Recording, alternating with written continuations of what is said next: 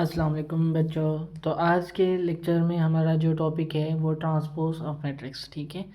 ये एक important topic से जो ट्रांसपोज ऑफ मैट्रिक्स, इसके रिलेटेड बहुत सारे क्वेश्चंस बनते हैं, रिलेटेड एमसीक्यूज, रिलेटेड जो है ऑब्जेक्टिव्स वगैरह, जितने भी क्वेश्चन बनते हैं बहुत इंपॉर्टेंट टॉपिक है सिंपल लेकिन इम्पॉर्टेंट टॉपिक है, ठीक है।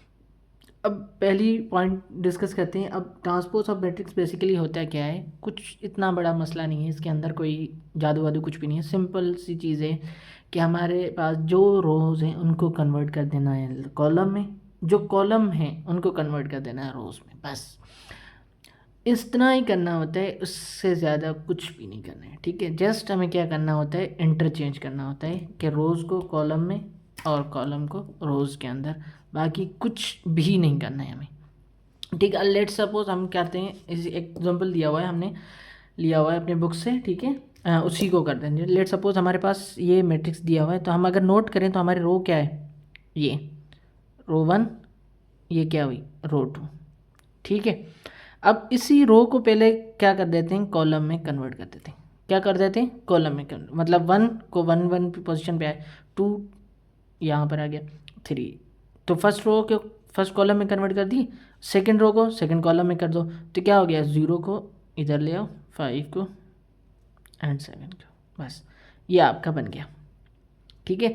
तो पहले था ऑर्डर 2/3 का, अब क्या बन गया 3/2 का ऑर्डर, ठीक। यहाँ तक सिर्फ इतना ही करना होता है कि आपने सिर्फ रोज़ को या कॉलम को, किसी भी इन चीज़ों को इंटरचेंज करेंगे तो सब बाकी खुद ब खुद हो जाएगा, ठीक है। तो हमने क्या किया, रोज़ को कॉलम में कन्वर्ट कर दिया, ठीक है। तो जैसे हमने रो को कॉलम में कन्वर्ट किया तो क्या हुआ, जो कॉलम थे वो क्या हो गए, रो में कन्वर्ट हो गए, तो सिंपल। तो इतना सा ही करना था रोज़ एंड कॉलम्स को, ठीक है। और उसके बाद एक और एग्जांपल लेते हैं 3/3 मैट्रिक्स का। अच्छा, एक ही चीज़ याद करना, यहाँ पर कोई भी ये नहीं है कि आप ट्रांसपोज सिर्फ स्क्वायर मैट्रिक्स का निकाल सकते हैं या किसी और का नहीं निकाल सकते, हर मैट्रिक्स का आप ट्रांसपोज निकाल सकते हैं, ठीक है। तो एक और एग्जाम्पल है दिया हुआ है यहाँ पे, तो हमने क्या करना है, रो यहाँ पे जो रो 1 है, ये रो 2 है, ये रो 3 है, ठीक है। इनको कॉलम में करना है, तो सबसे पहले रो 1 को कॉलम में, ये हो गया फर्स्ट 2 आ गया, ये 6 4 और ये आ गया 6, तो रो 1 हो गई कॉलम 1 के अंदर। अब रो 2 को,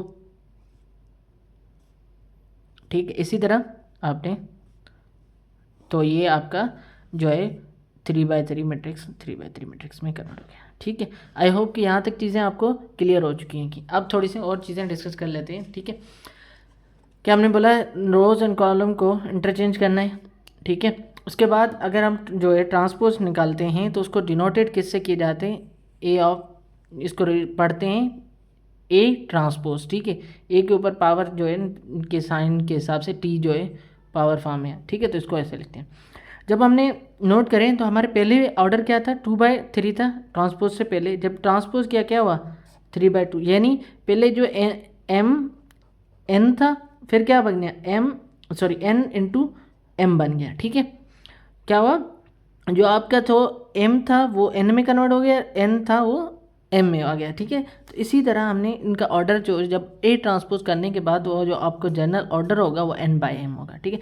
लेट सपोज सिम्बोलिकली अगर हम देखें मैट्रिक्स को, तो क्या है, एक मैट्रिक्स है हमारे पास, ठीक है। ये अब जो सिम्बोलिकली इस तरह लिखते हैं, ठीक है। तो उसको जब हम ट्रांसपोज करते हैं तो क्या हो जाता है, ए ट्रांसपोज क्या हो जाता है, ए ऑफ जे आई, पहले क्या आई जे, फिर जे आई एन एम हो जाएगा। तो यहाँ तक आई होप को आपको क्लियर हो चुका होगा ए ट्रांसपोज, ठीक है। ट्रांसपोज मैट्रिक्स बहुत सिंपल थे। इसकी जो प्रॉपर्टीज़ हैं वो जब हम मल्टीप्लिकेशन और मल्टीप्लिकेशन एडिशन सब्ट्रैक्शन पढ़ लेंगे ना, उसके बाद हम जो नेक्स्ट एक्सरसाइज होगी उसके अंदर ही डिस्कस करेंगे तो क्या ट्रांसपोज की प्रॉपर्टीज़ कौन सी हैं, ठीक है। सही है। तो आई होप कि यहाँ तक आपको चीज़ें क्लियर हो चुकी होंगी। तो आज का लेक्चर हमारा बहुत छोटा सा टॉपिक था, तो उसको यहीं पर ही हम ख़त्म करते हैं, ठीक है।